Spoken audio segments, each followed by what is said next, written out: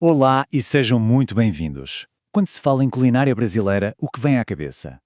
Para muita gente, a palavra é exótica. Mas e se essa palavra, na verdade, escondesse uma história muito mais profunda? Uma história de engenhosidade, de conhecimento ancestral e da arte de transformar o perigo mortal em puro prazer na mesa. Vamos mergulhar de cabeça nessa pergunta porque ela é provocadora. Esse paradoxo está no coração de muitos dos pratos mais icónicos do Brasil. É uma história fascinante que começa, por incrível que pareça, com uma raiz que pode matar. Essa é a mandioca brava, à primeira vista uma raiz humilde. Mas no seu estado natural, ela contém ácido cianídrico, sim, cianeto. A necessidade de desintoxicá-la deu origem não a simples receitas, mas a uma ciência alimentar super sofisticada, desenvolvida pelos povos indígenas muito antes da chegada dos europeus. A nossa jornada hoje vai ter 5 capítulos bem interessantes. Primeiro, vamos descobrir como o veneno se transforma em poder nutritivo. Depois, vamos explorar como certos alimentos provocam um verdadeiro choque nos sentidos. Vamos provar pratos que exigem coragem no menu, decifrar nomes que enganam e, no final, ver como esses sabores antigos estão inspirando os chefes mais modernos do mundo. Então vamos começar por aí, por esse paradoxo incrível, o veneno que se torna poder. Vamos entender como o alimento mais fundamental do Brasil, a mandioca, nasce de uma planta que pode ser mortal. Isso não é só culinária, é o domínio da toxicologia, passado de geração em geração. E aqui está a ciência por trás da segurança. É um processo meticuloso, com várias etapas, que foi sendo aperfeiçoado por séculos. Ao ralar, pressionar a raiz, ferver aquele líquido tóxico e depois fermentar o produto final, os povos indígenas não só neutralizaram cianeto, como também desbloquearam sabores complexos e únicos, transformando uma ameaça em alimento. O resultado dessa ciência toda são pratos incríveis como a maniçoba, feita com as folhas da mandioca brava, às vezes é chamada de feijoada sem feijão. Mas o verdadeiro segredo é o tempo.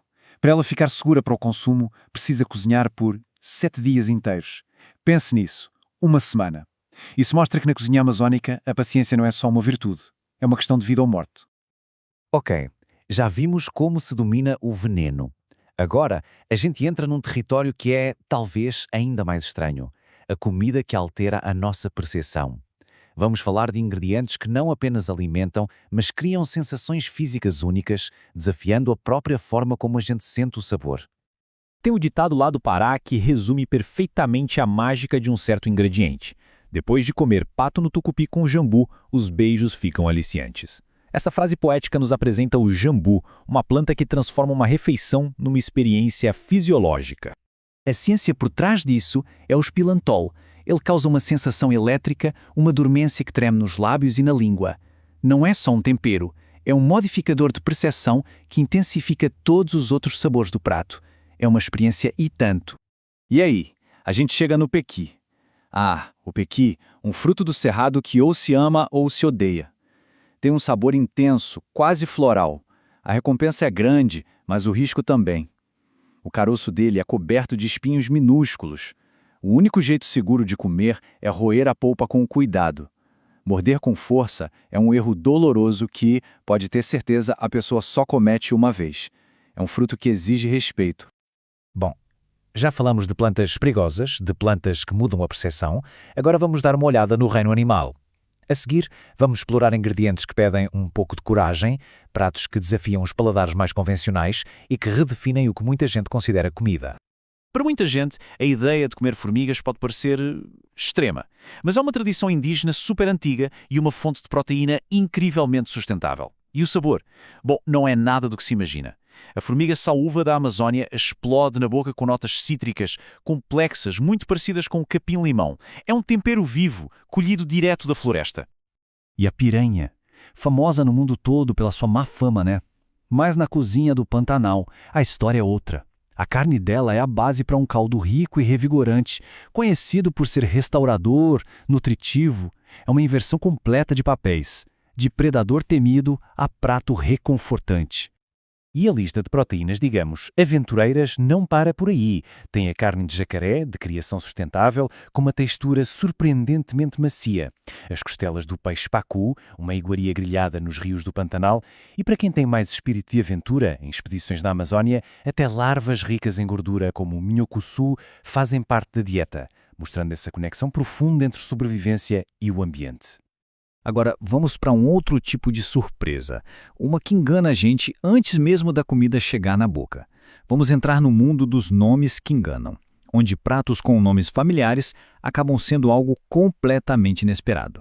O exemplo perfeito disso é o chouriço. Se alguém pedir isso na Paraíba, não vai receber uma linguiça de carne. O que chega na mesa é uma sobremesa escura, rica, feita de rapadura e especiarias. É um exemplo genial de criatividade, adaptando um nome europeu a ingredientes locais abundantes.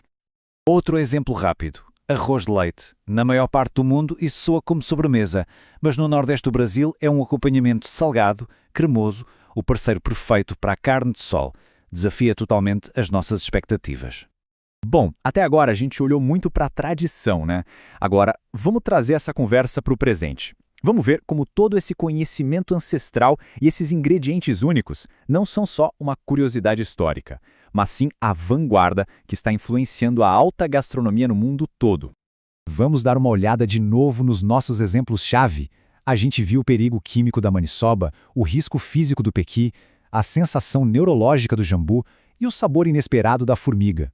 Juntos, eles não são só uma lista de ingredientes exóticos. Eles mostram um retrato de uma culinária construída sobre uma base de profunda inteligência ecológica e adaptação. E é aí que entram chefes como o Alex Atala. O que eles fazem é quase como uma tradução cultural.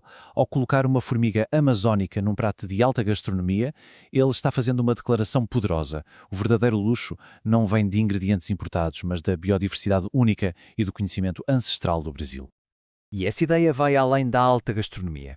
Chefes como a Manu Bufara conectam esses ingredientes a uma missão maior, de sustentabilidade e impacto social, apoiando produtores locais e até projetos de biodiversidade urbana. A comida vira uma ferramenta de mudança. Então onde é que a gente chega com tudo isso? Depois de ver tudo isso, a palavra exótico parece até pequena, não é? Não se trata de ser estranho. Se trata da inteligência de transformar veneno em sustento, da ciência de entender as sensações de uma planta e da sabedoria de respeitar o risco de um fruto. No final das contas, é a profundidade da história do Brasil servida num prato. Isso nos deixa com uma última pergunta que vale não só para o Brasil, mas para todo lugar.